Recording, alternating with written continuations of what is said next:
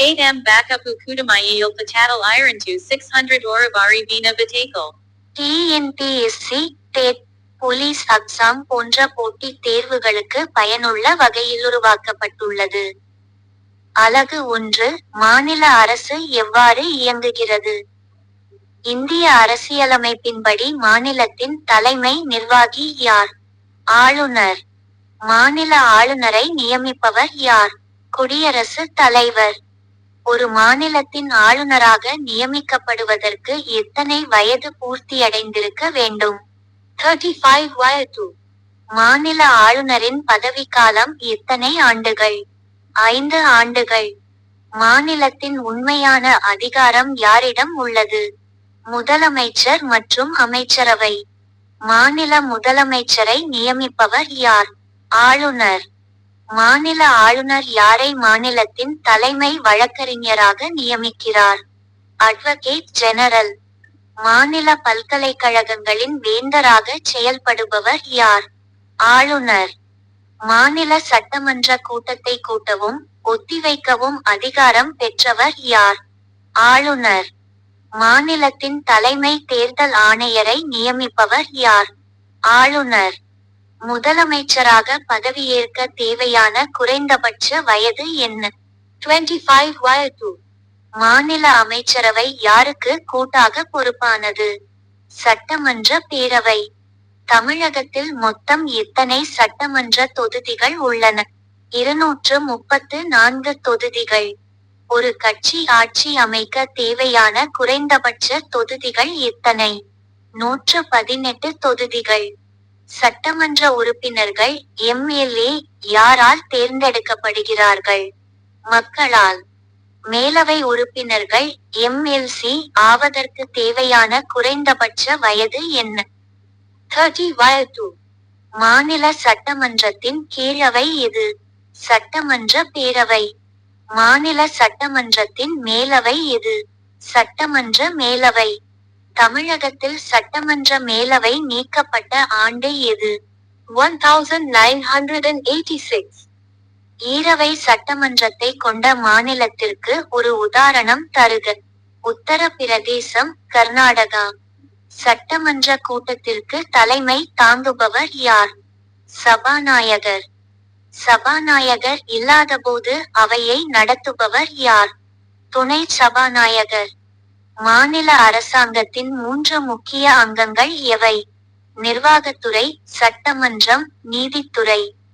மாநில சட்டமன்றத்தில் நிதி மசோதாவை யாருடைய பரிந்துரையுடன் அறிமுகப்படுத்த முடியும்? ஆளுநர்.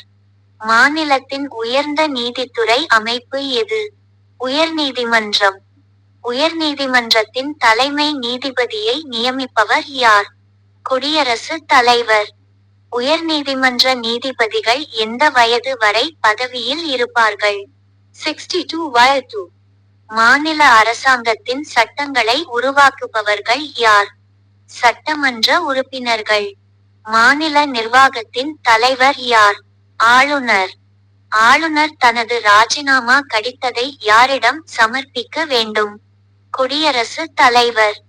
ஒரு நபர் எத்தனை மாநிலங்களுக்கு ஆளுநராக இருக்க முடியும்? 1 அல்லது அதற்கு மேற்பட்ட. ஆளுநரின் அதிகாரங்கள் குறித்து விளக்கும் சட்டப்பிரிவு எது? சட்டப்பிரிவு 154. மாநில பொதுப்பணி ஆணையத்தின் டிஎன்பிஎஸ்சி போன்றவை தலைவரை நியமிப்பவர் யார்? ஆளுநர். சட்ட மேலவை ஒரு அடிக்கோடு அடிக்கோடு அடிக்கோடு அடிக்கோடு அடிக்கோடு அடிக்கோடு அவையாகும். நிலையான. மேலவை உறுப்பினர்களின் பதவிக்காலம் என்ன? 6 ஆண்டுகள். மேலவையில் 1/3 பங்கு உறுப்பினர்கள் எத்தனை ஆண்டுகளுக்கு ஒருமுறை ஓய்வு பெறுகிறார்கள்? 2 ஆண்டுகளுக்கு ஒருமுறை. மாநிலத்தின் பெயரளவு தலைவர் யார்? ஆளுநர். அரசாங்கம் என்பது எதனை உள்ளடக்கியது? நிர்வாகம், சட்டமியற்றுதல், நீதித்துறை. ஆளுநர் யாரை ஆலோசித்து உயர்நீதிமன்ற நீதிபதிகளை நியமிக்க பரிந்துரைக்கிறார்? குடியரசுத் தலைவர். மாநில சட்டமன்றம் தற்காலிகமாக இல்லாதபோது அவசர சட்டங்களை பிறப்பிப்பவர் யார்? ஆளுநர். முதலமைச்சர் மற்றும் அமைச்சர்களுக்கு பதவிப் பிரமாணம் செய்து வைப்பவர் யார்? ஆளுநர். சட்டமன்றத்தில் ஆங்கிலோ இந்தியன் உறுப்பினரை தேவைப்பட்டால் நியமிக்கும் அதிகாரம் பெற்றவர் யார்? ஆளுநர். ஆளுநர் பதவிக்கு அவர் எந்த அவையிலும் அடிக்கோடு அடிக்கோடு அடிக்கோடு அடிக்கோடு அடிக்கோடு அடிக்கோடு இருக்கக்கூடாது. உறுப்பினராக. உயர்நீதிமன்றம் ஒரு அடிக்கோடு அடிக்கோடு அடிக்கோடு அடிக்கோடு அடிக்கோடு அடிக்கோடு நீதிமன்றமாக செயல்படுகிறது. பதிவுறு நீதிமன்றம். கீழ் நீதிமன்றங்களின் தீர்ப்புகளை மறுஆய்வு செய்யும் அதிகாரம் யாருக்கு உண்டு? உயர்நீதிமன்றம். மாநில நிர்வாகத்தின் அதிகாரபூர்வமான தலைவர் யார்? ஆளுநர். முதலமைச்சரின் அதிகாரங்கள் மற்றும் பணிகள் குறித்து கூறும் சட்டப்பிரிவு எது? சட்டப்பிரிவு 167. சட்டமன்ற தேர்தல் எத்தனை ஆண்டுகளுக்கு ஒருமுறை நடைபெறும்? 5 ஆண்டுகள். வாக்குரிமை பெறுவதற்கான குறைந்தபட்ச வயது என்ன? 18 வயது. மாநில அரசின் நிதி அறிக்கையை சட்டமன்றத்தில் தாக்கல் செய்ய காரணமாக இருப்பவர் யார்? ஆளுநர். மாநில சட்டமன்றத்தின் கூட்டத்தொடர் ஆண்டுக்கு எத்தனை முறை கூட வேண்டும்? குறைந்தது 2 முறை. இரு கூட்டத்தொடர்களுக்கு இடையே உள்ள கால இடைவெளி எவ்வளவு இருக்க வேண்டும்? 6 மாதங்களுக்கு மிகாமல். ஒரு மாநிலத்தின் அமைச்சரவையில் அமைச்சர்களின் எண்ணிக்கை மொத்த உறுப்பினர்களில் எத்தனை சதவீதத்திற்கு மிகாமல் இருக்க வேண்டும்? 15%. சட்டமன்ற மேலவை லெஜிஸ்லேட்டிவ் கவுன்சில் உருவாவதை அல்லது நீக்குவதை பரிந்துரைக்கும் சட்டப்பிரிவு எது? பிரிவு 169. சட்டமன்ற மேலவை உறுப்பினர்களில் எத்தனை பங்கு நபர்கள் உள்ளாட்சி அமைப்புகளால் தேர்ந்தெடுக்கப்படுகிறார்கள்? 1/3 பங்கு. பட்டதாரிகளால் தேர்ந்தெடுக்கப்படும் மேலவை உறுப்பினர்களின் எண்ணிக்கை எவ்வளவு? 1/12 பங்கு. ஆசிரியர்களால் தேர்ந்தெடுக்கப்படும் மேலவை உறுப்பினர்களின் எண்ணிக்கை எவ்வளவு? 1/12 பங்கு. சட்டமன்ற பேரவை உறுப்பினர்களால் மேலவைக்கு தேர்ந்தெடுக்கப்படுபவர்கள் எத்தனை பேர்? 1/3 பங்கு. ஆளுநரால் மேலவைக்கு நியமிக்கப்படும் உறுப்பினர்களின் தகுதி என்ன? கலை, இலக்கியம், அறிவியல், சமூக சேவை மற்றும் கூட்டுறவு இயக்கத்தில் சிறந்தவர்கள். ஆளுநர் எத்தனை பங்கு மேலவை உறுப்பினர்களை நியமிக்கிறார்? 1/6 பங்கு. மாநில அரசாங்கம் எத்தனை நிலைகளில் செயல்படுகிறது? 3. நிர்வாகம், சட்டமன்றம், நீதித்துறை. மாநிலத்தின் பெயரளவில் தலைமை வகிப்பவர் யார்? ஆளுநர். மாநிலத்தின் அதிகாரபூர்வமான தலைவர் யார்? ஆளுநர். ஆளுநர் எதன் அடிப்படையில் செயல்படுகிறார்? அமைச்சரவையின் ஆலோசனை மற்றும் வழிகாட்டுதல். ஒரு மசோதா சட்டமாவதற்கு யாருடைய கையொப்பம் கட்டாயம்? ஆளுநர். மாநில தலைமை தகவல் ஆணையரை நியமிப்பவர் யார்? ஆளுநர். மாநிலத்தின் வரவு செலவு திட்டத்தை பட்ஜெட் யார் முன்னிலையில் தாக்கல் செய்ய வேண்டும்? ஆளுநர். ஆளுநர் மாநில சட்டமன்றத்தில் உரை நிகழ்த்துவது எந்த சட்டப்பிரிவின் கீழ் வருகிறது? பிரிவு 175. முதலமைச்சரின் பதவிக்காலம் பொதுவாக எத்தனை ஆண்டுகள்? 5 ஆண்டுகள், சட்டமன்ற பெரும்பான்மை இருக்கும் வரை. முதலமைச்சர் தனது பதவியை துறந்தால் அது எதனை குறிக்கும்? முழு அமைச்சரவையும் பதவி துறந்ததை குறிக்கும். மாநில அமைச்சரவையின் தலைவர் யார்? முதலமைச்சர். அரசாங்கத்தின் கொள்கைகளை வகுப்பவர் யார்? முதலமைச்சர். அமைச்சர்களுக்கு துறைகளை ஒதுக்கி தருபவர் யார்? முதலமைச்சர்.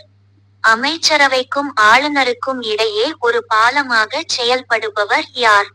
முதலமைச்சர். தமிழக சட்டமன்றம் எங்கே அமைந்துள்ளது? புனித ஜார்ஜ் கோட்டை, சென்னை. சட்டமன்ற மேலவை ஒரு நிரந்தர அவையா? ஆம். சட்டமன்ற பேரவை ஒரு நிரந்தர அவையா? இல்லை, 5 ஆண்டுகளுக்கு ஒருமுறை கலைக்கப்படும். உயர்நீதிமன்ற நீதிபதிகளின் நியமனத்தில் குடியரசுத் தலைவருக்கு ஆலோசனை வழங்குபவர் யார்? தலைமை நீதிபதி மற்றும் ஆளுநர். இந்தியாவில் தற்போது மொத்தம் எத்தனை உயர்நீதிமன்றங்கள் உள்ளன? 25. உயர்நீதிமன்றம் எந்த சட்டப்பிரிவின் கீழ் நீதி பேராணைகளை ரிட்ஸ் வெளியிடுகிறது? பிரிவு 226. மாநில அளவில் மிகப்பெரிய நீதிமன்றம் எது? உயர்நீதிமன்றம். கீழமை நீதிமன்றங்களை கட்டுப்படுத்தும் அதிகாரம் யாரிடம் உள்ளது? உயர்நீதிமன்றம். ஆளுநர் பதவி விலக விரும்பினால் யாரிடம் கடிதம் தர வேண்டும்? குடியரசுத் தலைவர். சட்டமன்றத்தின் ஒரு உறுப்பினரை தகுதி நீக்கம் செய்யும் அதிகாரம் யாருக்கு உண்டு? சபாநாயகர். வாக்களிக்கும் உரிமை என்பது எவ்வகையான உரிமை? அரசியல் உரிமை. இந்தியாவில் கூட்டாட்சி முறை எத்தனையாவது அட்டவணையில் உள்ளது?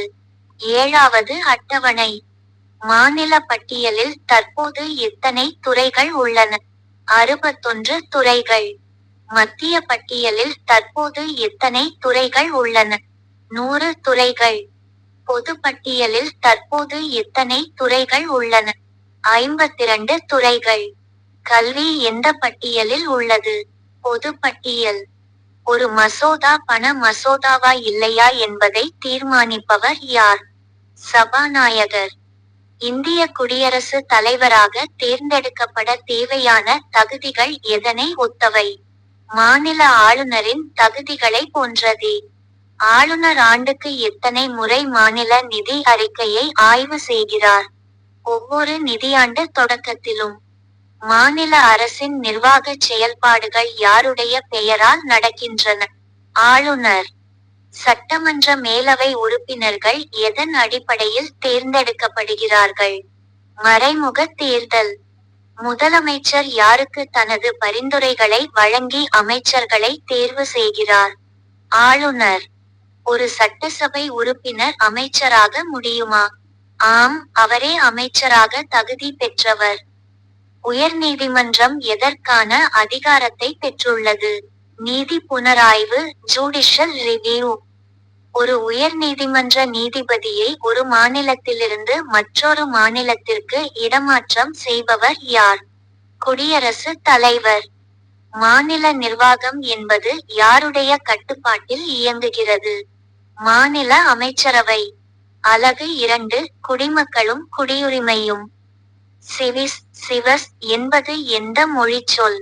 லத்தீன். சிவிஸ் என்பதன் பொருள் என்ன? நகர அரசில் வசிப்பவர். ஒரு நாட்டின் அரசாங்கத்தால் வழங்கப்படும் உரிமைகளையும் சலுகைகளையும் அனுபவிப்பவர் யார்? குடிமகன். குடியுரிமை எத்தனை வகைப்படும்? 2 வகை, இயற்கை மற்றும் இயல்புரிமை. பிறப்பால் பெறப்படும் குடியுரிமை எது? இயற்கை குடியுரிமை. ஒரு வெளிநாட்டவர் விண்ணப்பித்து பெறும் குடியுரிமை எது? இயல்புரிமை. இந்திய அரசியலமைப்பின் எந்த பகுதி குடியுரிமையை பற்றி விளக்குகிறது? பகுதி 2. குடியுரிமை பற்றிய சட்டப்பிரிவுகள் எவை? பிரிவு 5 முதல் 11 வரை. இந்திய குடியுரிமை சட்டம் இயற்றப்பட்ட ஆண்டு எது? 1955. இந்திய அரசியலமைப்பு சட்டம் நமக்கு வழங்கும் குடியுரிமை எது? ஒற்றை குடியுரிமை. குடியுரிமை பெறுதல் 5 வழிகள். இந்திய குடியுரிமை சட்டம் 1955 குடியுரிமை பெற எத்தனை வழிகளை பரிந்துரைக்கிறது? 5 வழிகள். 1950 ஜனவரி 26 முதல் 1987 ஜூலை 1 வரை இந்தியாவில் பிறந்தவர் எதன் மூலம் குடியுரிமை பெறுகிறார்? பிறப்பின் மூலம். ஒருவரது தந்தை அவர் பிறந்தபோது இந்தியராக இருந்தால் அவர் பெறும் குடியுரிமை. வம்சாவளி மூலம். ஒருவர் உரிய அதிகாரியிடம் பதிவு செய்வதன் மூலம் பெறும் குடியுரிமை. பதிவு செய்தல் மூலம். ஒரு வெளிநாட்டவர் இந்திய அரசாங்கத்திற்கு விண்ணப்பித்து பெறும் குடியுரிமை. இயல்புரிமை மூலம். மற்ற நாடுகளின் பகுதிகள் இந்தியாவுடன் இணையும்போது வழங்கப்படும் குடியுரிமை. பிரதேசங்கள் இணைப்பதன் மூலம். பாண்டிச்சேரி இந்தியாவுடன் இணைந்தபோது எந்த ஆண்டு குடியுரிமை ஆணை வழங்கப்பட்டது? 1962. குடியுரிமை சட்டம் இதுவரை எத்தனை முறை திருத்தப்பட்டுள்ளது? 8 முறை 2019 வரை. 2003ஆம் ஆண்டு சட்ட திருத்தத்தின்படி வெளிநாடு வாழ் இந்தியர்களுக்கு வழங்கப்பட்டது எது? இரட்டை குடியுரிமை, குறிப்பிட்ட நாடுகளுக்கு மட்டும். ஒருவர் இந்திய குடியுரிமையை துறக்க வேண்டுமெனில் யாரிடம் விண்ணப்பிக்க வேண்டும்? மத்திய அரசு. குடியுரிமை இழத்தல் 3 வழிகள். இந்திய குடியுரிமை சட்டம் குடியுரிமை இழக்க எத்தனை வழிகளை கூறுகிறது? 3 வழிகள். ஒரு குடிமகன் தானாக முன்வந்து தனது குடியுரிமையை கைவிடுதல். குடியுரிமையை துறத்தல். மற்றொரு நாட்டின் குடியுரிமையை பெறும்போது இந்திய குடியுரிமை தானாகவே முடிவுக்கு வருதல். குடியுரிமை முடிவுக்கு வருதல். மோசடி செய்து குடியுரிமை பெற்றதாக தெரிந்தால் அரசு குடியுரிமையை நீக்குவது. குடியுரிமை மறுத்தல். எந்த சூழ்நிலையில் ஒருவரின் குடியுரிமை மறுக்கப்படலாம்? மோசடி, தவறான பிரதிநிதித்துவம், அரசியலமைப்பிற்கு எதிரானது. ஒற்றை குடியுரிமை மற்றும் இரட்டை குடியுரிமை. இந்திய அரசியலமைப்பு எந்த நாட்டிலிருந்து ஒற்றை குடியுரிமையை பெற்றது? இங்கிலாந்து, பிரிட்டன். இரட்டை குடியுரிமை கொண்டுள்ள நாடுகளுக்கு உதாரணம்: அமெரிக்கா மற்றும் சுவிட்சர்லாந்து. அமெரிக்காவில் உள்ள 2 குடியுரிமைகள் எவை? தேசிய குடியுரிமை மற்றும் மாநில குடியுரிமை. இந்தியாவில் மாநிலங்களுக்கு தனி குடியுரிமை உண்டா? இல்லை. இந்தியாவின் முதல் குடிமகன் யார்? குடியுரிமை தலைவர். பகுதி 5. வெளிநாடு வாழ் இந்தியர்கள். NRI, PO, OCI.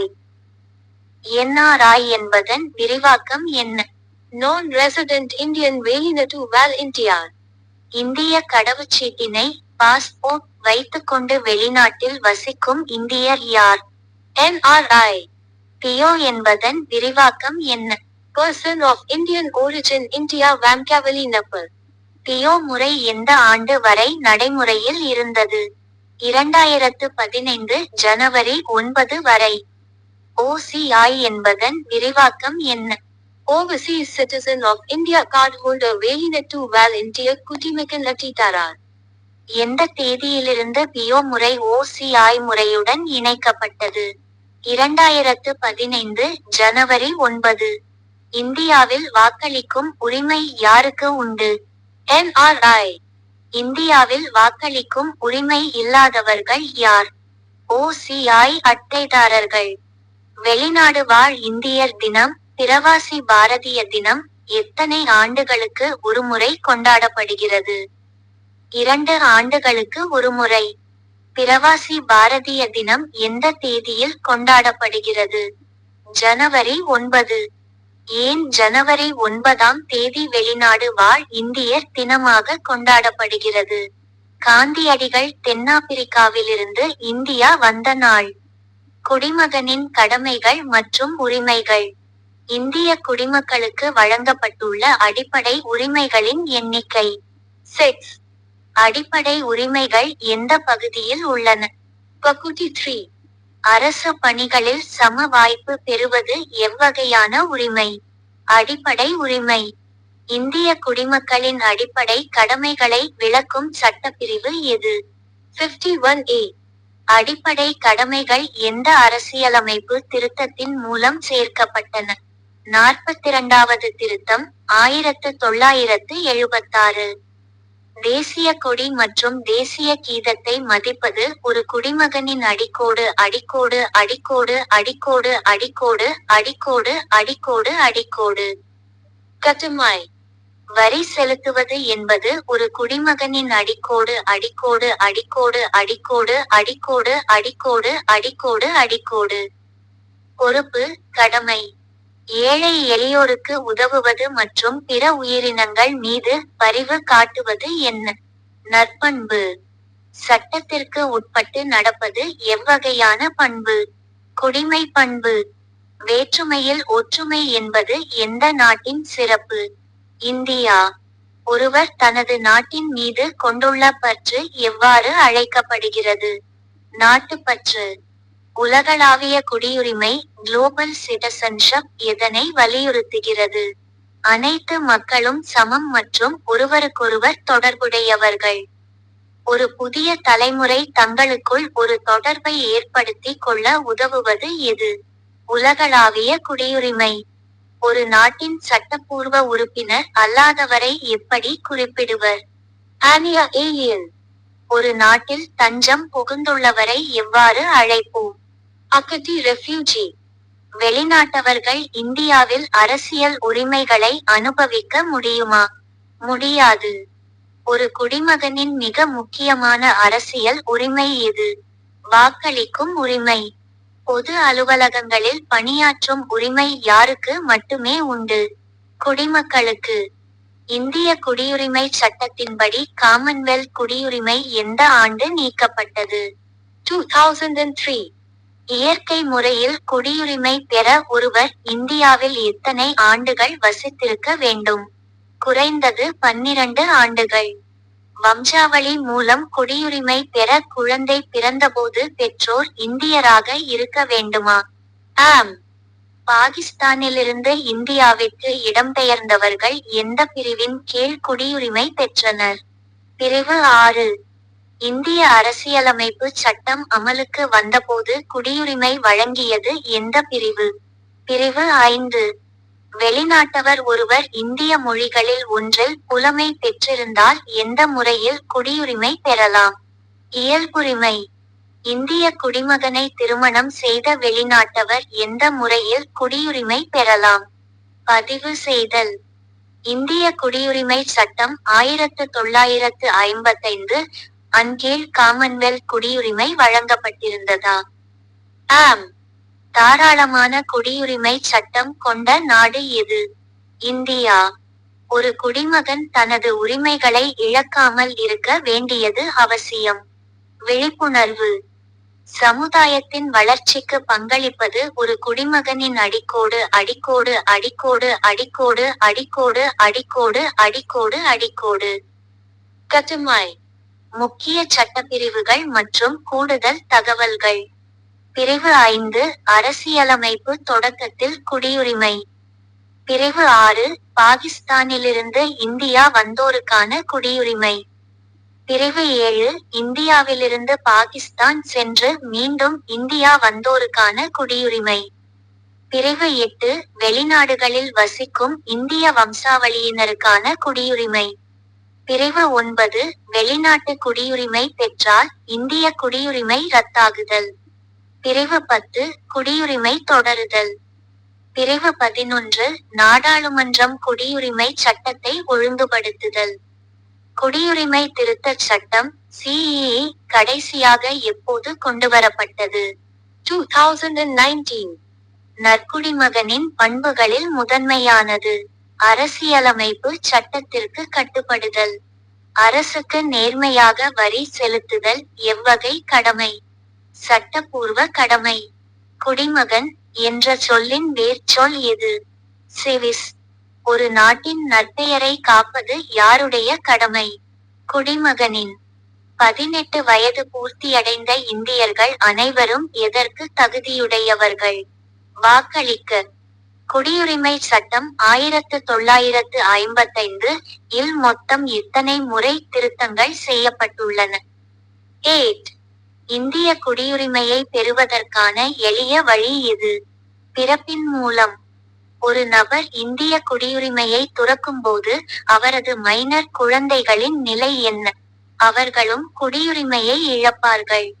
எந்த அமைச்சகம் குடியுரிமை தொடர்பான விவகாரங்களை கையாள்கிறது? மத்திய உள்துறை அமைச்சகம். வெளிநாடு வாழ் இந்தியர்களுக்கு இரட்டை குடியுரிமை வழங்க பரிந்துரைத்த குழு. LM சிங்வி குழு. இந்திய வம்சாவளி மக்கள் PO அட்டை வைத்திருப்பவர்கள் இந்தியா வர விசா தேவையா? இல்லை.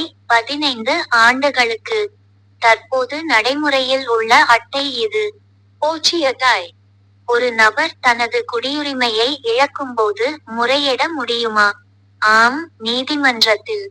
இந்திய குடியுரிமை சட்டத்தின் இதயம் என கருதப்படுவது எது? 1955 ஆண்டு சட்டம். சமத்துவ உரிமை என்பது எந்த சட்டப்பிரிவின் கீழ் வரும்? பிரிவு 14 முதல் 18 வரை.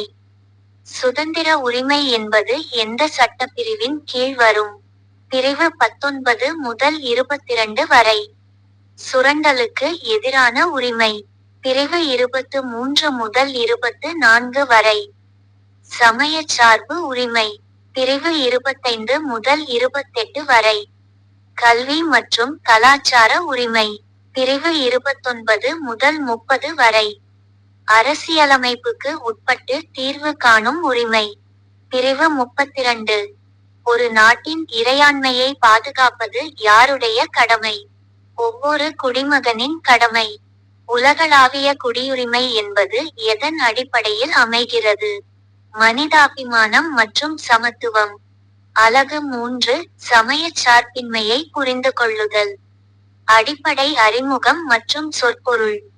சமயச் சார்பின்மை செக்யூலரிசம் என்ற சொல் எந்த மொழியிலிருந்து உருவானது? லத்தீன். செகுலம் சேக்யூலம் என்பதன் பொருள் என்ன? காலம் அல்லது உள்ளூர் உலகம். செகுலரிசம் என்ற சொல்லை முதன்முதலில் பயன்படுத்தியவர் யார்? George Jacob Holyoake. George Jacob Holyoake எந்த நாட்டைச் சேர்ந்தவர்? பிரிட்டிஷ். சமயச் சார்பின்மை என்பது எதனை அடிப்படையாக கொண்டது? சகிப்புத்தன்மை மற்றும் சமவாழ்வு. எந்த நாடு பல்வேறு சமயங்களை கொண்ட நாடு? இந்தியா. ஒரு நாடு ஒரு குறிப்பிட்ட சமயத்திற்கு அரசு அங்கீகாரம் அளிக்காமல் இருந்தால் அது என்ன? சமயச் சார்பற்ற நாடு. இந்தியா ஒரு அடிக்கோடு அடிக்கோடு அடிக்கோடு அடிக்கோடு அடிக்கோடு அடிக்கோடு நாடு. சமயச் சார்பற்ற. சமயச் சார்பற்ற நாட்டில் அரசுக்கு என்று தனி மதம் உண்டா? இல்லை. ஒரு குடிமகன் தான் விரும்பும் மதத்தை பின்பற்றும் உரிமை எதை குறிக்கிறது? சமயச் சார்பின்மை. இந்திய அரசியலமைப்பு மற்றும் சமயச் சார்பின்மை. இந்திய அரசியலமைப்பின் முகப்புரையில் சமயச் சார்பற்ற என்ற சொல் சேர்க்கப்பட்ட ஆண்டு எது? 1976. எந்த திருத்தத்தின் மூலம் சமயச் சார்பற்ற என்ற சொல் முகப்புரையில் சேர்க்கப்பட்டது? 42வது திருத்தம். இந்திய அரசியலமைப்பின் 42வது திருத்தத்தின்படி இந்தியா ஒரு அடிக்கோடு அடிக்கோடு அடிக்கோடு அடிக்கோடு அடிக்கோடு அடிக்கோடு நாடு. சமதர்ம சமயச் சார்பற்ற மக்களாட்சி குடியரசு. இந்திய அரசியலமைப்பில் எந்த பகுதியில் அடிப்படை உரிமைகள் உள்ளன? பகுதி 3. சமயச் சார்பின்மையின் நோக்கம் என்ன? சமயம் சார்ந்த மேலாதிக்கத்தை தடுத்தல். அரசியலமைப்பின் எந்த பிரிவு சட்டத்தின் முன் அனைவரும் சமம் என்கிறது? பிரிவு 14. மதம், இனம், ஜாதி அடிப்படையில் பாகுபடுத்துவதை தடை செய்யும் பிரிவு எது? பிரிவு 15. பொது வேலைவாய்ப்பில் சமமான வாய்ப்பு வழங்கும் பிரிவு எது? பிரிவு 16. எந்த பிரிவு எந்த ஒரு சமயத்தையும் ஏற்கவும் பின்பற்றவும் உரிமை வழங்குகிறது? பிரிவு 25. 1. சமய விவகாரங்களை நிர்வகிக்கும் சுதந்திரத்தை வழங்கும் பிரிவு எது? பிரிவு 26. எந்த ஒரு குறிப்பிட்ட சமயத்தையும் பரப்புவதற்காக வரி செலுத்துவதற்கு எதிரான சுதந்திரம்? பிரிவு 27. சில கல்வி நிறுவனங்களில் மதம் சார்ந்த போதனைகள் நடைபெறுவதை தடை செய்யும் பிரிவு. பிரிவு 28. சமயச் சார்பின்மை என்பது ஒரு அடிக்கோடு அடிக்கோடு அடிக்கோடு அடிக்கோடு அடிக்கோடு அடிக்கோடு அறநெறி. கமுக. இந்தியாவில் சமயச் சார்பின்மை என்பது எதை குறிக்கிறது? அனைத்து சமயங்களுக்கும் சமமான மரியாதை. இந்திய கல்வி முறை எதனை போதிக்க வேண்டும்? சமயச் சார்பின்மை மற்றும் சகிப்புத்தன்மை. வரலாற்று பின்னணி. முகலாய பேரரசர்களில் சமயச் சகிப்புத்தன்மையுடன் விளங்கியவர் யார்? அக்பர். அக்பர் உருவாக்கிய புதிய சமய கொள்கையின் பெயர் என்ன? தீன் இலாஹி. தீன் இலாஹி என்பதன் பொருள் என்ன? தெய்வீக நம்பிக்கை. அக்பரின் சொல் இ குல் என்ற கொள்கையின் பொருள் என்ன? அனைவரிடமும் அமைதி மற்றும் நல்லிணக்கம். அக்பரின் கல்லறை எங்கே அமைந்துள்ளது? சிக்கந்தரா, ஆக்ரா. அக்பரின் கல்லறையில் பல்வேறு சமய குறியீடுகள் இடம்பெற்றுள்ளனவா? ஆம். எந்த மௌரிய அரசர் தனது கல்வெட்டுகளில் சமயச் சார்பின்மை பற்றி குறிப்பிட்டுள்ளார்? அசோகர். அசோகரின் எத்தனையாவது பாறை கல்வெட்டு சமய சகிப்புத்தன்மை பற்றி பேசுகிறது? 12வது பாறை கல்வெட்டு. மற்ற மதங்களை இழிவுபடுத்தக் கூடாது என கூறிய பழங்கால இந்திய அரசர் யார்? அசோகர். அசோகரின் கல்வெட்டுகளில் காணப்படும் முக்கிய கொள்கை எது? தர்மம், தம்மா. சமயச்சார்பற்ற நாட்டின் பண்புகள். ஒரு சமயச்சார்பற்ற நாட்டில் அரசுக்கு மதம் உண்டா? இல்லை. அரசு ஒரு மதத்தை மற்றொரு மதத்திற்கு எதிராக தூண்டலாமா? கூடாது. அரசாங்க பள்ளிகளில் மத போதனைகள் வழங்கப்படலாமா? கூடாது. இந்தியாவில் மதச் சிறுபான்மையினருக்கு பாதுகாப்பு உண்டா? ஆம். சமயச் சார்பின்மை என்பது ஜனநாயகத்தின் ஒரு அடிக்கோடு அடிக்கோடு அடிக்கோடு அடிக்கோடு அடிக்கோடு அடிக்கோடு. தூண். சர்வ தர்ம சம்பாவா என்பது எதனை குறிக்கிறது? அனைத்து மதங்களும் சமம். அரசு நிதி உதவி பெறும் கல்வி நிறுவனங்களில் சமய போதனை செய்யலாமா? கூடாது. சமயச் சார்பின்மை எதனை தவிர்க்கிறது? சமய கலவரங்கள் மற்றும் மோதல்கள். இந்திய குடியுரிமைக்கு சமயம் ஒரு தகுதியா? இல்லை. சமயச் சார்பின்மை எதனை வளர்க்கிறது? தேசிய ஒருமைப்பாடு. முக்கிய கோட்பாடுகள் மற்றும் கூடுதல் தகவல்கள். சமயச் சார்பின்மை என்பது நவீன இந்தியாவை உருவாக்கியதில் முக்கிய பங்கு வகித்ததா? ஆம்.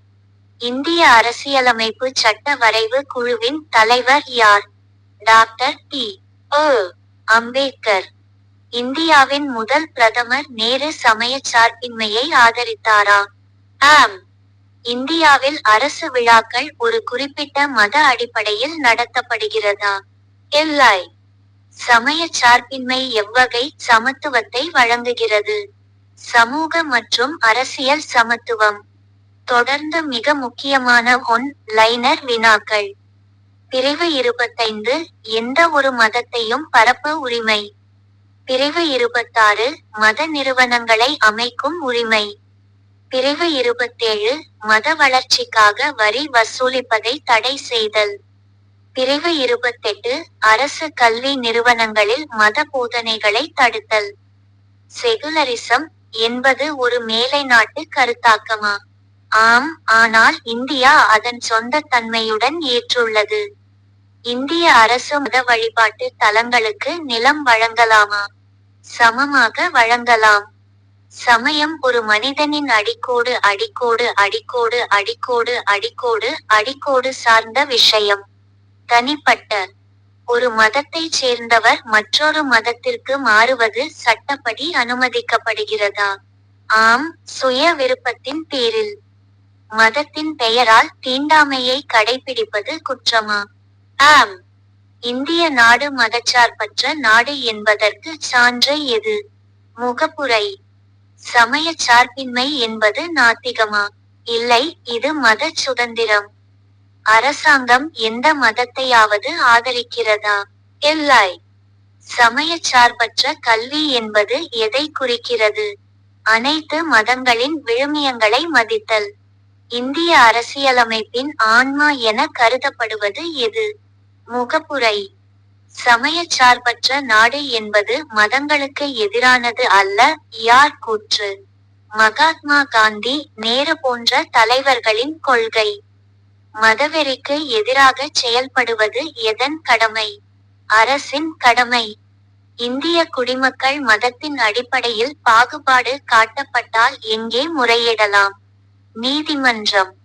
பிரிவு 29(2) மத அடிப்படையில் கல்வி நிறுவனங்களில் அனுமதி மறுக்க கூடாது. இந்தியா ஏன் சமயச் சார்பற்ற நாடாக இருக்க வேண்டும்? பன்முகத்தன்மையை பாதுகாக்க. மதச்சார்பற்ற நாட்டில் நீதித்துறை எவ்வாறு செயல்படும்? மதச்சார்பற்ற சட்டங்களின்படி. 1950 இல் அரசியலமைப்பு உருவானபோது முகப்புரையில் சமயச் சார்பற்ற என்ற சொல் இருந்ததா? இல்லை. சமய சார்பின்மை எதன் ஒரு பகுதி? மனித உரிமைகள். மத நல்லிணக்கம் என்பது எதனை வளர்க்கிறது? அமைதி. அரசு வேலைகளில் சேர ஒரு மதத்தில் இருக்க வேண்டுமா? இல்லை. சமயச்சார்பற்ற அரசு என்பது மதத்தை புறக்கணிப்பதா? இல்லை, நடுநிலை வகிப்பது. சிறுபான்மையினருக்கான கல்வி நிறுவனங்களை நிர்வகிக்கும் உரிமை எந்த பிரிவில் உள்ளது? பிரிவு 30. ஜவஹர்லால் நேரு சமயச்சார்பின்மையை எவ்வாறு அழைத்தார்? இந்தியாவின் வலிமை. மதச் சடங்குகளை பொது இடங்களில் செய்ய உரிமை உண்டா? பொது ஒழுங்கிற்கு உட்பட்டு உண்டு. ஒரு குழந்தையின் மதத்தை தீர்மானிப்பவர் யார்? பெற்றோர், பாதுகாவலர். சமயச் சார்பின்மை என்பது ஒரு நெகிழ்வான கொள்கையா? ஆம். மதச்சார்பின்மை என்பது அரசியலமைப்பின் அடிப்படை அம்சம் என்று கூறிய தீர்ப்பு எது? எஸ். பொம்மை வழக்கு. மதச்சார்பின்மை என்பது இந்திய ஜனநாயகத்தின் உயிர்நாடி. அரசு அனைத்து மத விடுமுறைகளையும் அறிவிக்கிறதா? முக்கிய மதங்களின் விடுமுறைகளை சமமாக அளிக்கிறது. மதம் என்பது ஒரு தனிநபரின் உள்மனம் சார்ந்தது. சமயச் சார்பின்மை என்பது மத மறுப்பு அல்ல. இந்தியாவில் மதம் மற்றும் அரசியல் ஒன்றாக இருக்க வேண்டுமா? இல்லை, பிரிக்கப்பட வேண்டும். எந்த பிரிவு வழிபாட்டு தலங்களை பாதுகாக்க வலியுறுத்துகிறது? அரசியலமைப்பு பிரிவுகள் மற்றும் சட்டங்கள். மதத்தின் பெயரால் பெண்களை ஒடுக்குவது சரியா? தவறு, அடிப்படை உரிமைகளுக்கு எதிரானது. இந்திய கல்வி அமைப்பில் சமயச் சார்பின்மை எப்போது கற்பிக்கப்படுகிறது? தொடக்க கல்வி முதலே. சமயச் சார்பின்மைக்கு எதிராக செயல்படும் அமைப்புகளை அரசு தடை செய்யலாமா? சட்டப்படி செய்யலாம். மதமாற்றம் என்பது கட்டாயப்படுத்தப்படலாமா? கூடாது, அது தண்டனைக்குரிய குற்றம். இந்திய கொடியில் உள்ள வெள்ளை நிறம் எதனை குறிக்கிறது? அமைதி மற்றும் உண்மை, இதுவும் ஒரு மதச்சார்பற்ற குறியீடு. அசோக சக்கரம் எதனை வலியுறுத்துகிறது? அறம். சமயச் சார்பின்மை என்பது உலகளாவிய ஒரு கோட்பாடு. இந்தியாவில் உள்ள மதங்களின் எண்ணிக்கை பல. இந்து, இஸ்லாம், கிறிஸ்துவம், சீக்கியம், புத்தம், சமணம் போன்றவை. சமயச் சார்பின்மை ஒரு வளர்ந்து வரும் கருத்தாக்கமா? ஆம். மதச்சார்பற்ற நாட்டில் சட்டம் அனைவருக்கும் சமமா? ஆம். சமயச் சார்பின்மை என்பது ஒரு நாகரீகமான பண்பு. சமயச் சார்பின்மை என்பது வேற்றுமையில் ஒற்றுமையின் அடிப்படை. இந்திய அரசியலமைப்பு ஒரு சமயச் சார்பற்ற கேடயமாக திகழ்கிறது. நிச்சயமாக. 8ஆம் வகுப்பு குடிமையியல் அலகு 4 மனித உரிமைகளும் ஐக்கிய நாடுகள் சபையும் என்ற பாடத்திலிருந்து மிக முக்கியமான 100 வினாக்களை வரிக்கு வரி எடுத்து தொகுத்துள்ளேன். இந்த பாடம் போட்டித் தேர்வுகளுக்கு மிகவும் முக்கியமானது. அலகு 4 மனித உரிமைகளும் ஐக்கிய நாடுகள் சபையும். மனித உரிமைகள், அடிப்படை தகவல்கள். மனித உரிமைகள் என்பது எதனை அடிப்படையாக கொண்டது? மனிதனின் கண்ணியம். 2ஆம் உலகப் போருக்கு பிறகு மனித உரிமைகளை பாதுகாக்க தொடங்கப்பட்ட அமைப்பு எது? ஐக்கிய நாடுகள் சபை, UNO. ஐக்கிய நாடுகள் சபை எந்த ஆண்டு தோற்றுவிக்கப்பட்டது? அக்டோபர் 24, 1945. உலக மனித உரிமைகள் பிரகடனம், UDHR, எப்போது ஏற்றுக்கொள்ளப்பட்டது? டிசம்பர் 10, 1948.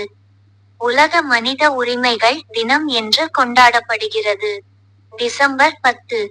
உலக மனித உரிமைகள் பிரகடனம் எங்கே ஏற்றுக்கொள்ளப்பட்டது? Paris, France.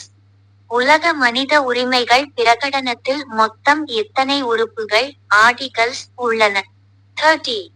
மனித உரிமைகள் பிரகடனத்தை தயாரிப்பதில் முக்கிய பங்கு வகித்தவர் யார்? Eleanor Roosevelt. மனித உரிமைகள் பிரகடனம் எத்தனை மொழிகளில் மொழிபெயர்க்கப்பட்டுள்ளது? 500க்கும் மேற்பட்ட. மனித உரிமைகள் எவ்வகையானவை? அனைவருக்கும் பொதுவானவை மற்றும் மாற்ற முடியாதவை. உரிமைகளின் வகைகள். வாழ்வதற்கான உரிமை, சுதந்திரத்திற்கான உரிமை. எவ்வகை உரிமைகள்? சிவில் உரிமைகள். வாக்குரிமை, பொது அலுவலகங்களில் பணியாற்றும் உரிமை. எவ்வகை உரிமைகள்? அரசியல் உரிமைகள். வேலை செய்யும் உரிமை, போதிய வாழ்வாதாரம் பெறும் உரிமை. எவ்வகை உரிமைகள்? பொருளாதார உரிமைகள். கல்வி கற்கும் உரிமை, கலாச்சாரத்தில் பங்கு பெறும் உரிமை. எவ்வகை உரிமைகள்? சமூக மற்றும் கலாச்சார உரிமைகள். குழந்தைகளுக்கான உரிமைகளை ஐநா எந்த ஆண்டு அறிவித்தது? நவம்பர் 20, 1989. 18 வயதுக்கு உட்பட்ட அனைவரும் அடிக்கோடு அடிக்கோடு அடிக்கோடு அடிக்கோடு அடிக்கோடு அடிக்கோடு என கருதப்படுவர். குழந்தைகள். தென்னாப்பிரிக்காவில் நிலவிய இன ஒதுக்கல் கொள்கைக்கு எதிராக போராடியவர் யார்? Nelson Mandela.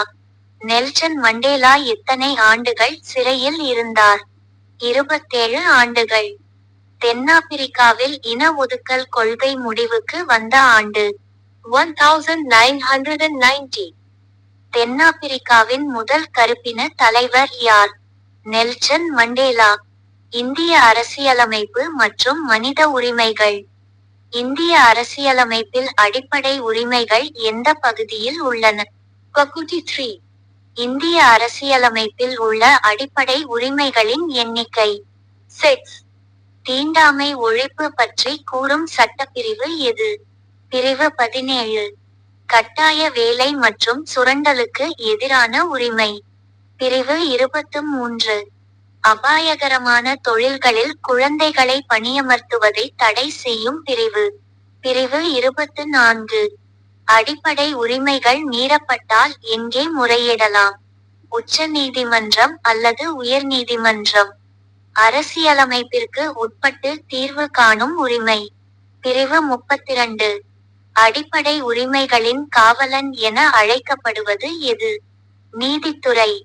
இந்திய அரசியலமைப்பின் புதுமையான அம்சம் என டாக்டர் அம்பேத்கர் எதனை குறிப்பிட்டார்? அரசு நெறிமுறைப்படுத்தும் கோட்பாடுகள். அரசு நெறிமுறைப்படுத்தும் கோட்பாடுகள் எந்த பகுதியில் உள்ளன? பகுதி 5. பகுதி 4. மனித உரிமைகள் ஆணையம், தேசிய மற்றும் மாநில அளவில். தேசிய மனித உரிமைகள் ஆணையம் NHRC எப்போது அமைக்கப்பட்டது? அக்டோபர் 12, 1993. தேசிய மனித உரிமைகள் ஆணையத்தின் தலைமையகம் எங்கே உள்ளது? புது தில்லி. தேசிய மனித உரிமைகள் ஆணைய தலைவர் மற்றும் உறுப்பினர்களை நியமிப்பவர் யார்? குடியரசுத் தலைவர். தேசிய மனித உரிமைகள் ஆணைய தலைவரின் பதவிக்காலம் என்ன? 3 ஆண்டுகள் அல்லது 70 வயது வரை. தமிழ்நாடு மாநில மனித உரிமைகள் ஆணையம் SHRC எப்போது அமைக்கப்பட்டது? ஏப்ரல் 17, 1997. மாநில மனித உரிமைகள் ஆணைய தலைவரை நியமிப்பவர் யார்? ஆளுநர். ஒரு புகாரை பெறும்போது ஆணையம் எவ்வகையான நீதிமன்ற அதிகாரத்தை பெறுகிறது? சிவில் நீதிமன்றம். மனித உரிமைகள் மீறல் தொடர்பாக எத்தனை ஆண்டுகளுக்குள் புகார் செய்ய வேண்டும்? 1 ஆண்டிற்குள். தேசிய மனித உரிமைகள் ஆணைய தலைவராக யாரை நியமிக்க முடியும்? ஓய்வு பெற்ற உச்சநீதிமன்ற தலைமை நீதிபதி. மாநில மனித உரிமைகள் ஆணையத்தின் தலைமையகம் எங்கே உள்ளது? சென்னை. குழந்தைகளின் உரிமைகள் மற்றும் சட்டங்கள்.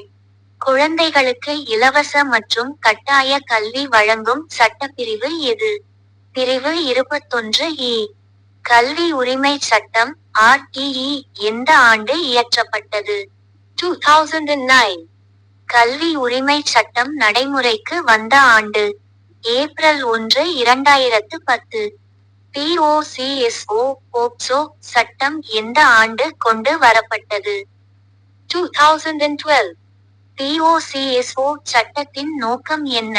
குழந்தைகளை பாலியல் குற்றங்களிலிருந்து பாதுகாத்தல். 1952ஆம் ஆண்டு இந்து வாரிசுரிமை சட்டத்தின்படி பெண்களுக்கு சொத்தில் சம உரிமை உண்டா? ஆம். தமிழ்நாடு இந்து வாரிசுரிமை சட்டம் கொண்டு வரப்பட்ட ஆண்டு 1989.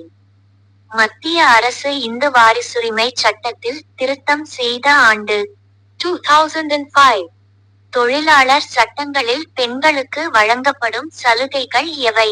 மகப்பேறு விடுப்பு, சம ஊதியம். குழந்தைகளுக்கான உதவி மையம், சைல்ட்லைன் எண் என்ன? 1098. கூடுதல் முக்கிய வினாக்கள். அடிமை முறையை ஒழிப்பது எவ்வகை உரிமை? மனித உரிமை. வாக்களிக்கும் வயது இந்தியாவில் என்ன? 18. சுதந்திரம், சமத்துவம் மற்றும் சகோதரத்துவம் என்ற முழக்கம் எந்த புரட்சியின் போது எழுந்தது? பிரெஞ்சு புரட்சி. மாக்னா கார்ட்டா எந்த ஆண்டு வெளியிடப்பட்டது? 1215. இங்கிலாந்து. உரிமைகள் மனு, Petition of Right, entered into 1628. Habeas corpus சட்டம் எந்த ஆண்டு? 1679. அமெரிக்க சுதந்திர பிரகடனம் எந்த ஆண்டு? 1776. பிரெஞ்சு மனிதன் மற்றும் குடிமகன் உரிமைகள் பிரகடனம் 1789. இந்தியாவில் தேசிய ஆணையங்கள் எவற்றுக்கெல்லாம் உள்ளன? பெண்கள், சிறுபான்மையினர், குழந்தைகள். குழந்தை தொழிலாளர் முறை ஒழிப்பு தினம் ஜூன் 12. சர்வதேச பெண்கள் ஆண்டு 1978. சர்வதேச குழந்தைகள் ஆண்டு 1979. மனித உரிமைகளுக்கும் அடிப்படை உரிமைகளுக்கும் உள்ள முக்கிய வேறுபாடு என்ன? மனித உரிமைகள் உலகளாவியவை, அடிப்படை உரிமைகள் அரசியலமைப்பு சட்டத்தால் வழங்கப்படுபவை.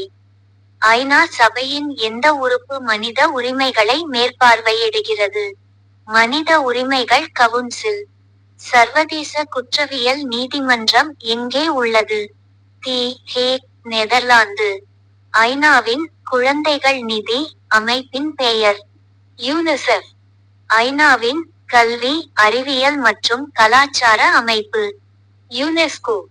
மூத்த குடிமக்கள் மற்றும் பெற்றோர் பராமரிப்பு சட்டம் எந்த ஆண்டு? 2007. பெண்களை கேலி செய்வதற்கு எதிரான சட்டம் இ.சங். 1997. வரதட்சணை தடுப்பு சட்டம் எந்த ஆண்டு? 1961. தேசிய மகளிர் ஆணையம் அமைக்கப்பட்ட ஆண்டு? 1992. குடும்ப வன்முறை சட்டம் எந்த ஆண்டு? 2005. பணிபுரியும் இடங்களில் பெண்களுக்கு பாதுகாப்பு வழங்கும் சட்டம்? விசாகா வழிகாட்டுதல்கள் 2013 சட்டம். பெண் குழந்தையை பாதுகாப்போம், பெண் குழந்தைகளுக்கு கற்பிப்போம் BBBP திட்டம் 2015. சர்வதேச மன்னிப்பு சபை ஆம்னஸ்டி இன்டர்நேஷனல் எதனுடன் தொடர்புடையது? மனித உரிமைகள். மனித உரிமைகள் பிரகடனத்தில் உள்ள உரிமைகளின் 3 தலைமுறைகள் எவை? சிவில், அரசியல், சமூக, பொருளாதார, கூட்டு உரிமைகள். மனித உரிமைகள் எப்போது இடைநிறுத்தப்படலாம்? தேசிய அவசர காலங்களில், சில உரிமைகள் தவிர. எந்த அடிப்படை உரிமையை அவசர காலத்திலும் நீக்க முடியாது? பிரிவு 21 வாழ்வுரிமை. இந்திய அரசியலமைப்பின் பகுதி 4 இல் உள்ள உரிமைகள் நீதிமன்றத்தால் கட்டாயப்படுத்த முடியுமா? முடியாது. மனித உரிமைகள் கல்வி எதனை வலியுறுத்துகிறது? சகிப்புத்தன்மை மற்றும் மரியாதை. சிறிய மாக்னா கார்ட்டா என்று அழைக்கப்படுவது எது?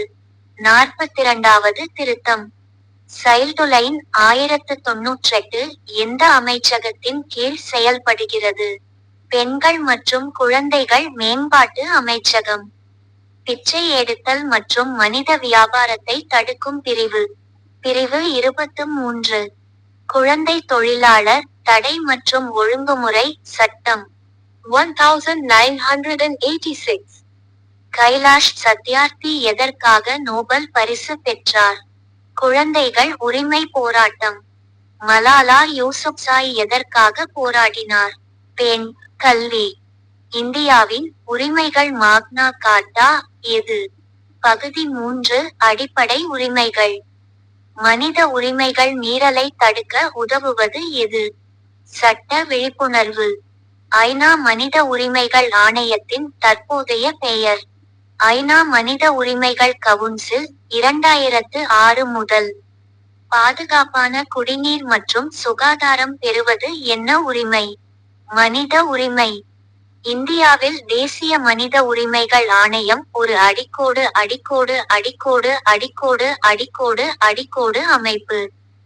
சட்டப்பூர்வ அமைப்பு. மாநில மனித உரிமைகள் ஆணையத்தில் எத்தனை உறுப்பினர்கள் உள்ளனர்? தலைவர் உட்பட 3. தேசிய மனித உரிமைகள் ஆணையத்தின் முதல் தலைவர் யார்? ரங்கநாத் மிஸ்ரா. தமிழ்நாடு மாநில மனித உரிமைகள் ஆணையத்தின் தலைமையகம் எங்கே உள்ளது? சென்னை, தியாகராய நகர். மனித உரிமைகள் பாதுகாப்பு சட்டம் எப்போது திருத்தப்பட்டது? 2006 மற்றும் 2019. அமைதிக்கான உரிமை எவ்வகை உரிமை? கூட்டு உரிமை.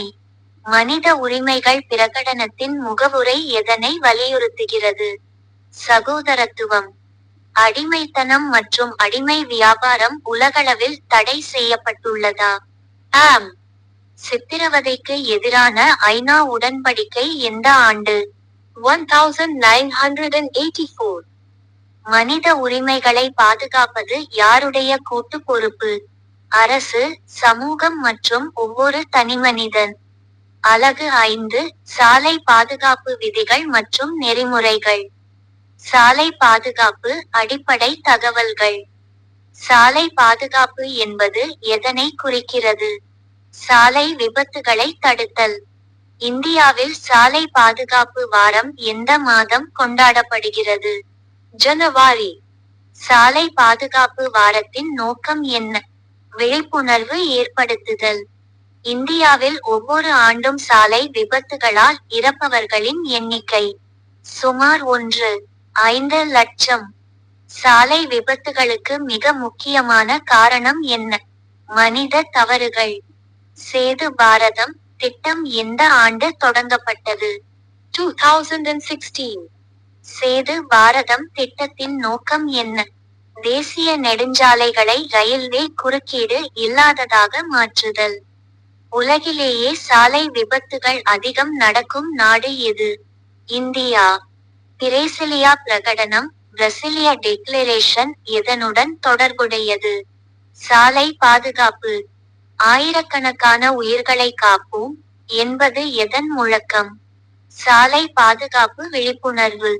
போக்குவரத்து சிக்னல்கள் மற்றும் குறியீடுகள்.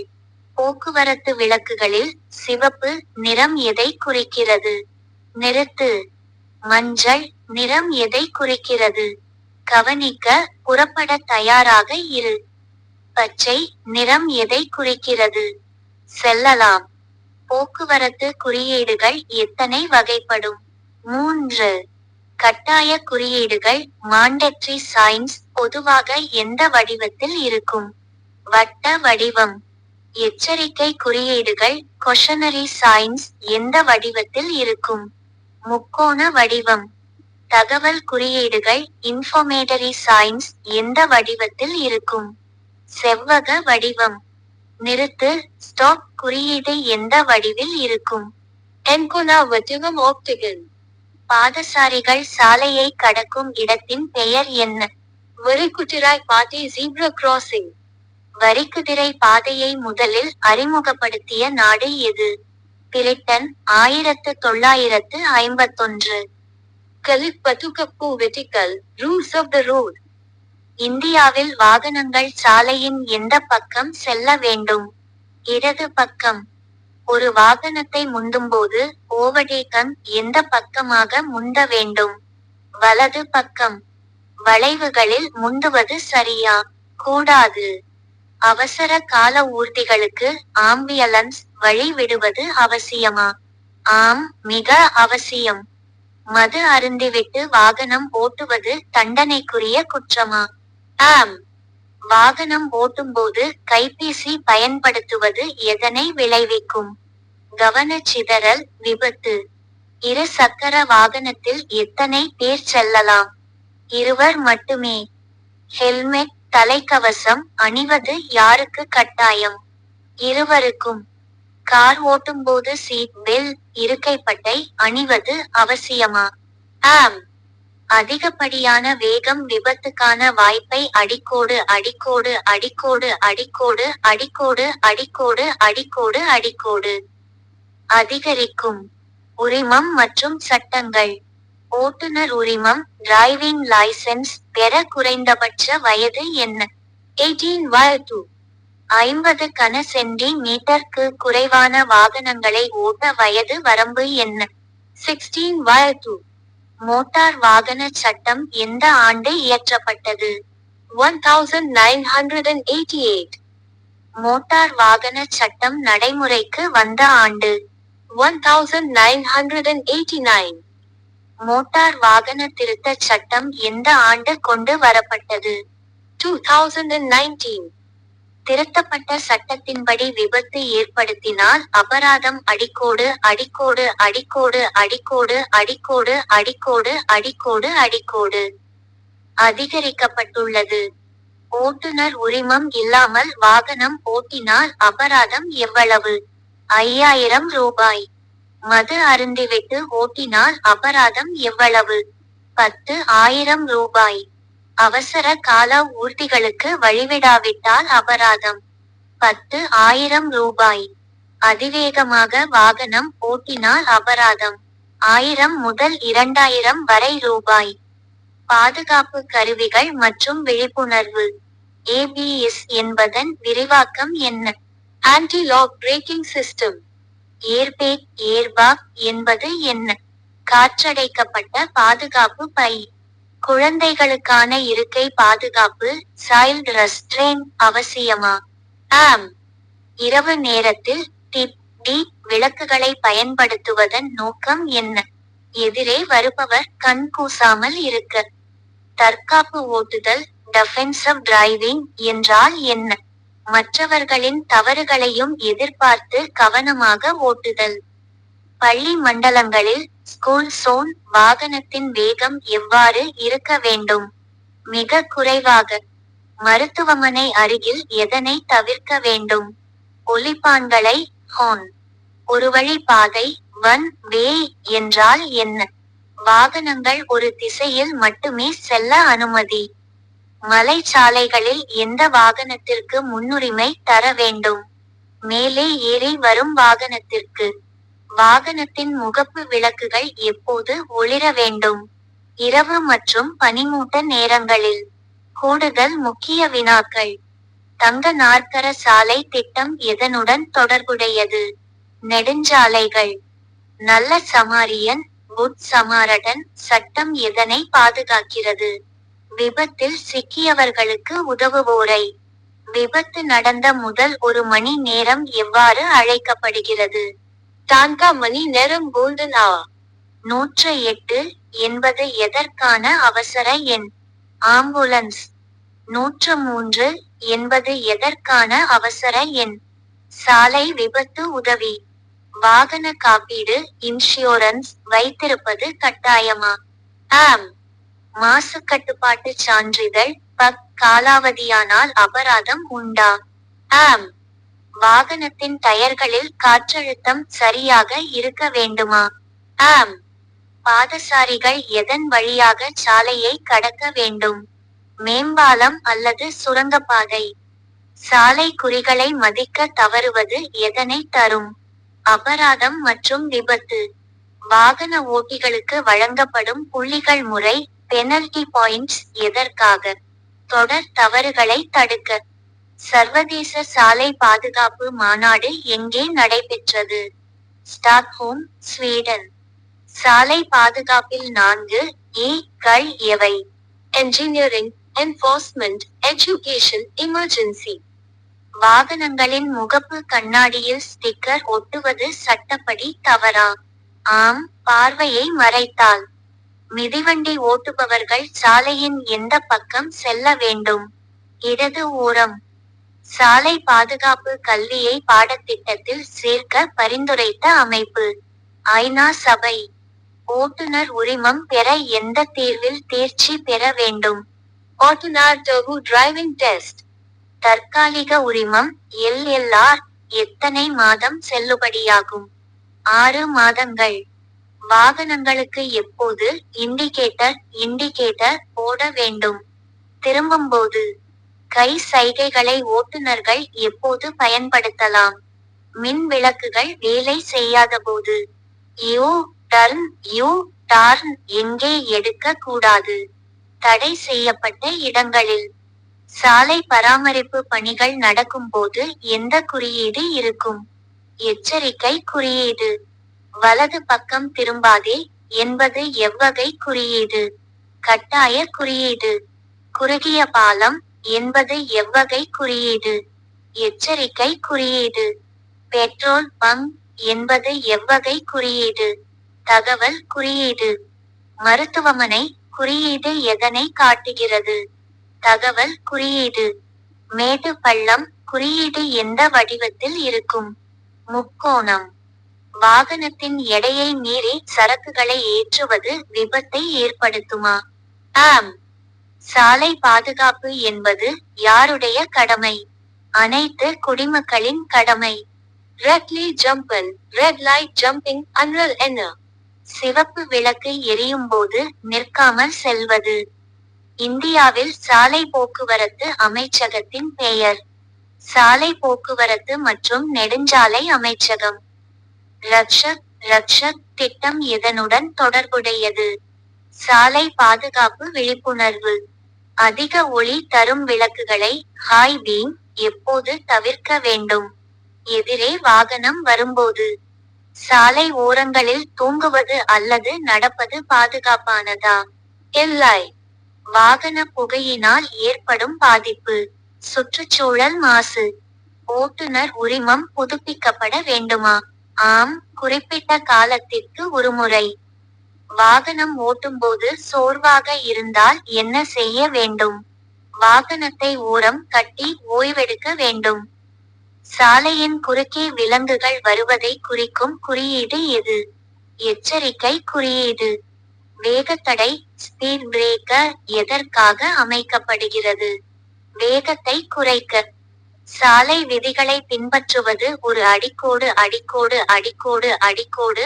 அடிக்கோடு பண்பு. குடிமை பண்பு. இந்தியாவில் தேசிய நெடுஞ்சாலைகளின் பராமரிப்பு அமைப்பு. NHAI.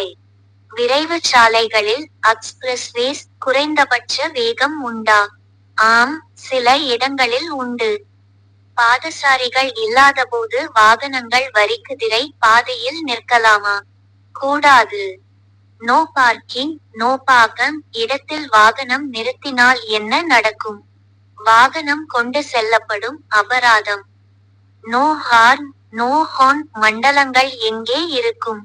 பள்ளிகள், நீதிமன்றங்கள், மருத்துவமனைகள். வாகனத்தின் பின்புற கண்ணாடியை ரியர் வியூ மிரர் எதற்காக பயன்படுத்த வேண்டும்? பின்னால் வரும் வாகனங்களை கவனிக்க. சாலை பாதுகாப்பில் குழந்தைகளுக்கான பங்கு என்ன? பெரியவர்களுக்கு நினைவூட்டுதல். சாலை விபத்தில் முதலுதவி செய்வது ஒரு அடிக்கோடு கடமை. மனிதாபிமான. சாலை விபத்துகளால் பொருளாதார இழப்பு ஏற்படுகிறதா? ஆம், GDPயில் 3 விழுக்காடு வரை. பாதுகாப்பான பயணம் எதனால் சாத்தியம்?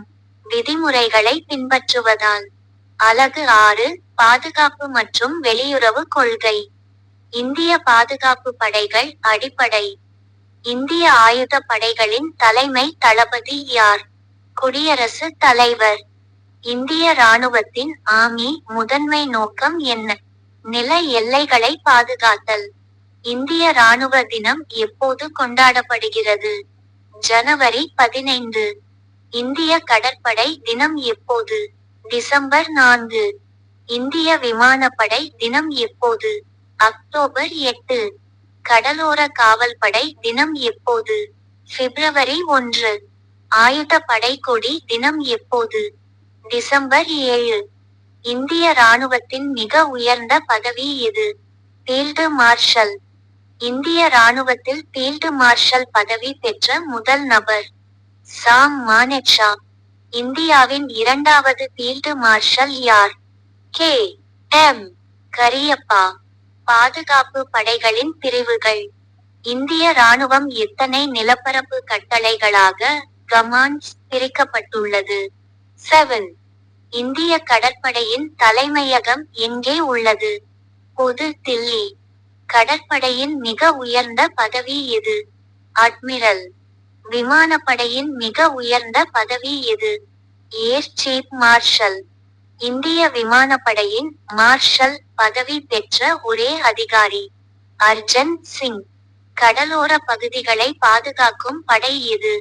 இந்திய கடலோர காவல்படை ஐசிஜி. துணை ராணுவ படைகள் பாராமிலிட்டரி ஃபோர்சஸ் எதன் கீழ் செயல்படுகின்றன? உள்துறை அமைச்சகம். அஸ்ஸாம் ரைஃபிள்ஸ் அசம் ரைஃபிள்ஸ் எந்த ஆண்டு தோற்றுவிக்கப்பட்டது? 1835. இந்தியாவின் மிக பழமையான துணை ராணுவ படை எது? அஸ்ஸாம் ரைஃபிள்ஸ். எல்லை பாதுகாப்பு படை பிஎஸ்எஃப் எப்போது உருவாக்கப்பட்டது? 1965. பாதுகாப்பு ஆராய்ச்சி மற்றும் அமைப்புகள். டிஆர்டிஓ என்பதன் விரிவாக்கம் என்ன? பாதுகாப்பு ஆராய்ச்சி மற்றும் மேம்பாட்டு அமைப்பு. டிஆர்டிஓ எந்த ஆண்டு தொடங்கப்பட்டது? 1958. இந்தியாவின் ஏவுகணை நாயகன் என்று அழைக்கப்படுபவர் யார்? Doctor A. பை. ஷ. அப்துல் கலாம். பிருத்வி என்பது எவ்வகை ஏவுகணை? நிலத்திலிருந்து நிலம் பாயும் ஏவுகணை. அக்னி ஏவுகணை எதனை அடிப்படையாக கொண்டது? நீண்ட தூரம் பாயும் ஏவுகணை. இந்தியாவின் முதல் அணுசக்தி சோதனை எங்கே நடைபெற்றது? போக்ரான், ராஜஸ்தான். முதல் அணுசக்தி சோதனை நடைபெற்ற ஆண்டு 1974. இரண்டாவது அணுசக்தி சோதனை சக்தி -98 நடைபெற்ற ஆண்டு 1998. இந்தியாவின் முதல் உள்நாட்டு ஏவுகணை தாங்கிய போர்க்கப்பல் INS விக்ராந்த். அதிவேக சூப்பர்சோனிக் ஏவுகணை எது? பிரம்மோஸ். இந்திய வெளியுறவு கொள்கை. இந்திய வெளியுறவு கொள்கையின் முதன்மை சிற்பி யார்? ஜவஹர்லால் நேரு. வெளியுறவு கொள்கையின் முக்கிய நோக்கம் என்ன? உலக அமைதி மற்றும் தேசிய நலன். பஞ்சசீல கொள்கை எந்த ஆண்டு கையெழுத்தானது? 1954. பஞ்சசீல ஒப்பந்தம் எந்த இரு நாடுகளுக்கு இடையே நடைபெற்றது? இந்தியா மற்றும் சீனா. சீன பிரதமர் சூ என் லாய் உடன் ஒப்பந்தம் செய்த இந்திய பிரதமர் நேரு. பஞ்சசீலம் என்பதில் எத்தனை கொள்கைகள் உள்ளன? 2. அனுசர இயக்கம் நான் அலைன்ட் மூவ்மெண்ட் நாம் அன்றாக்களாய் உருவாக்கியவர் வி. கே. கிருஷ்ண மேனன். அணிசேரா இயக்கத்தின் முதல் மாநாடு எங்கே நடைபெற்றது? பெல்கிரேட் 1961. அணிசேரா இயக்கத்தில் தற்போது எத்தனை உறுப்பு நாடுகள் உள்ளன? 120. இந்தியாவின் அண்டை நாடுகளுடன் நல்லுறவை பேணும் கொள்கை குஜ்ரால் கொள்கை. சர்வதேச அமைப்புகள் மற்றும் ஒத்துழைப்பு. சார்க் அமைப்பு எப்போது தொடங்கப்பட்டது? டிசம்பர் 8, 1985. சார்க் அமைப்பின் தலைமையகம் எங்கே உள்ளது? காத்மாண்டு, நேபாளம். சார்க் அமைப்பில் உள்ள நாடுகளின் எண்ணிக்கை 8. சார்க் அமைப்பில் கடைசியாக இணைந்த நாடு எது? ஆப்கானிஸ்தான் 2007. கிழக்கு நோக்கி கொள்கை லுக் ஈஸ்ட் பாலிசி எந்த ஆண்டு தொடங்கப்பட்டது? 1992. கிழக்கு நோக்கிய செயல்பாடு ஆக்ட் ஈஸ்ட் பாலிசி எந்த ஆண்டு மாற்றப்பட்டது? 2014. பிம்ஸ்டெக் அமைப்பின் நோக்கம் என்ன? வங்காள விரிகுடா நாடுகளின் ஒத்துழைப்பு. பிரிக்ஸ் அமைப்பில் உள்ள நாடுகள் எவை? பிரேசில், ரஷ்யா, இந்தியா, சீனா, தென்னாப்பிரிக்கா. ஐநா அமைதிப்படையில் அன்பீஸ்கீப்பிங் இந்தியா பங்களிக்கிறதா? ஆம், அதிக அளவில். இந்தியாவின் அணுசக்தி கொள்கையின் முக்கிய அம்சம் என்ன? முதலில் பயன்படுத்த மாட்டோம், நோ ஃபார்ஸ்ட் யூஸ். கூடுதல் முக்கிய வினாக்கள். இந்திய கடலோர காவல்படை தலைமையகம் புது தில்லி. மத்திய தொழிலக பாதுகாப்பு படை CISF எப்போது உருவானது? 1969. விரைவு அதிரடிப்படை RAF எந்த படையின் ஒரு பிரிவு? CRPF. தேசிய மாணவர் படை NCC எந்த ஆண்டு தொடங்கப்பட்டது? 1948. ஒழுக்கம் மற்றும் ஒற்றுமை என்பது எதன் முழக்கம்? NCC. இந்தியாவின் முதல் பாதுகாப்பு துறை அமைச்சர் பால்தேவ் சிங். எல்லைச்சாலைகள் அமைப்பு BRO எந்த ஆண்டு தொடங்கப்பட்டது? 1960. இந்தோ திபெத்திய எல்லை போலீஸ் ITBP எப்போது உருவானது? 1962. தேசிய பாதுகாப்பு படை NSG எப்போது உருவானது? 1984. கருப்பு பூனை படை என்று அழைக்கப்படுவது எது? NSG. சார்க் அமைப்பின் முதல் மாநாடு எங்கே நடைபெற்றது? டாக்கா, வங்கதேசம். இந்திய வெளியுறவு கொள்கையை தீர்மானிக்கும் அமைச்சகம் வெளியுறவு துறை அமைச்சகம். பஞ்சசீலம் என்ற சொல் எந்த மொழியிலிருந்து பெறப்பட்டது? சமஸ்கிருதம். ஆப்பிரிக்க ஆசிய மாநாடு பாண்டிங் மாநாடு நடைபெற்ற ஆண்டு? 1955. ஐநா சபை மனித உரிமைகள் ஆணையத்தில் இந்தியா உறுப்பினரா? ஆம். இந்தியா மற்றும் பாகிஸ்தான் இடையே சிம்லா ஒப்பந்தம் கையெழுத்தான ஆண்டு? 1972. லாகூர் பிரகடனம் எந்த ஆண்டு? 1999. நெய்பர்ஹுட் ஃபர்ஸ்ட் கொள்கையின் நோக்கம். அண்டை நாடுகளுக்கு முன்னுரிமை. இந்தியா எந்த நாட்டுடன் மிக நீளமான எல்லையை பகிர்ந்து கொள்கிறது? வங்கதேசம். இந்தியா மற்றும் இலங்கை இடையே உள்ள குறுகிய கடல் பகுதி? பாக் நீர்ச்சந்தி. ஆப்கானிஸ்தானில் இந்தியா கட்டிய நாடாளுமன்றத்தின் பெயர்? ஸ்டோரா மாளிகை. இந்திய ஆப்கன் நட்பு. இந்தியாவின் சாகர் கொள்கை எதனுடன் தொடர்புடையது? இந்திய பெருங்கடல் பாதுகாப்பு. மேக் இன் இந்தியா திட்டத்தின் மூலம் பாதுகாப்பு தளவாடங்கள் தயாரிக்கப்படுகிறதா? ஆம். இராணுவ பயிற்சிகளில் மலபார் பயிற்சி எந்த நாடுகளுக்கு இடையே நடைபெறுகிறது? India, America, Japan, Australia. Indira கூட்டு இராணுவ பயிற்சி எந்த நாடுகளுக்கு இடையே? இந்தியா மற்றும் ரஷ்யா. இந்தியாவின் அணுசக்தி நீர்மூழ்கி கப்பல் எது? INS அரிஹந்த். இந்திய இராணுவத்தின் தென் மண்டல தலைமையகம் எங்கே உள்ளது? புனே. இந்திய கடற்படையின் தென் மண்டல தலைமையகம் எங்கே உள்ளது? கொச்சி. இராணுவ அதிகாரிகளுக்கான பயிற்சி மையம் எங்கே உள்ளது? சென்னை. தேசிய பாதுகாப்பு அகாடமி NDA எங்கே உள்ளது? கடக்வாஸ்லா, புனே. வசுதைவ குடும்பகம் என்பதன் பொருள் என்ன? உலகமே ஒரு குடும்பம்.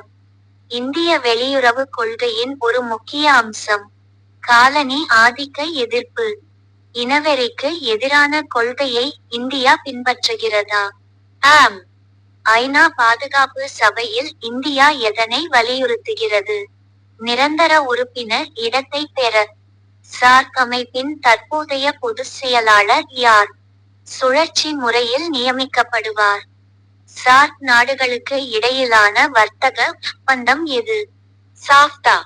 இந்தியா சீனா எல்லைக்கோட்டின் பெயர்? மெக்மஹோன் கோடு. இந்தியா பாகிஸ்தான் எல்லைக்கோட்டின் பெயர்? ராட்க்ளிஃப் கோடு. நேதாஜி சுபாஷ் சந்திர போஸ் தொடங்கிய படை எது? இந்திய தேசிய இராணுவம் ஈனா. கார்கில் போர் நடைபெற்ற ஆண்டு? 1999. கார்கில் போரின் போது நடத்தப்பட்ட இராணுவ நடவடிக்கையின் பெயர்? ஆபரேஷன் விஜய். இந்திய கடற்படையின் கிழக்கு கட்டளை ஈஸ்டர்ன் கமாண்ட் எங்கே உள்ளது? விசாகப்பட்டினம். விமானப்படையின் மிக உயர்ந்த கௌரவ பதவி மார்ஷல் ஆஃப் தி ஏர்போர்ஸ். இராணுவ நீதிமன்றம் மார்ஷல் லா எதை கையாள்கிறது? இராணுவ வீரர்களின் குற்றங்களை. இந்தியாவின் வெளியுறவு கொள்கையில் நடுநிலைமை என்பது எதனை குறிக்காது? துடிப்புடன் செயல்படும் நடுநிலைமை. இந்தியாவின் பாதுகாப்பு செலவு ஜிடிபியில் சுமார் எத்தனை சதவீதம்? சுமார் 2 முதல் 2 வரை. 5%. இந்தியா அதிக அளவில் ஆயுதங்களை இறக்குமதி செய்யும் நாடு எது? ரஷ்யா. இந்தியாவின் வெளியுறவு செயலர் யாரால் நியமிக்கப்படுகிறார்? மத்திய அமைச்சரவை. சர்வதேச யோகா தினம் எப்போது? ஜூன் 21 இந்தியாவின் முயற்சியால் அங்கீகரிக்கப்பட்டது. இந்திய பாதுகாப்பு படைகள் உலகிலேயே எத்தனையாவது பெரிய படைகள்? 4வது. Friends, subscribe my TNPSC Online Academy YouTube channel. Thanks.